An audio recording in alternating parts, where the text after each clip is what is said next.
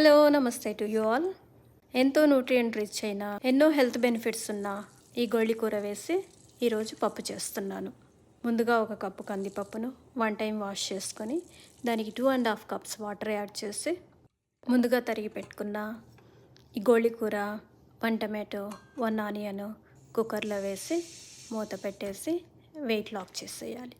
నేనైతే 4 విజిల్స్ రానిచ్చాను, పప్పు బాగా ఉడకాలి కాబట్టి. చూసారా, పప్పు ఉడికిపోయింది. ఈ గోళీ కూరలో వైటమిన్ ఏ, సి, ఈ అండ్ కే పుష్కలంగా ఉంటాయి. వీటితో పాటు పొటాషియం, మెగ్నీషియం అండ్ కాల్షియం కూడా రిచ్ లెవెల్స్లో ఉంటాయి. ఇంకా ఇందులో ఒమేగా 3 ఫ్యాటీ యాసిడ్స్ కూడా పుష్కలంగా ఉంటాయి.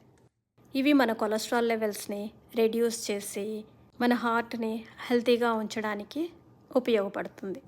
నేను చేస్తున్న 1 కప్ క్వాంటిటీ పప్పుకి 1/2 స్పూను పసుపు, 1.5 స్పూను సాల్ట్, 3/4 స్పూను ఎండుకారము, 1/2 కప్పు చింతపండు పులుసు వేశాను.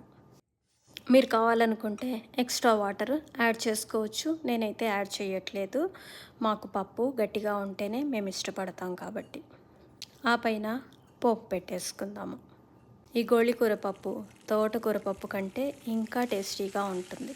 మన తోటకూర పప్పులో ఉప్పు, కారం, పులుపు ఎలాగ ధారాళంగా వేస్తామో ఈ పప్పులో కూడా అంతే ధారాళంగా వేయాలి. ఇంకేముంది, పప్పు రెడీ అయిపోయింది.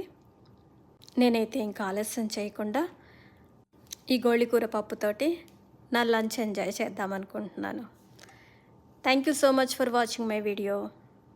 ప్లేట్లో ముందుగా పప్పు, తర్వాత అన్నము, ఆ పైన నెయ్యి.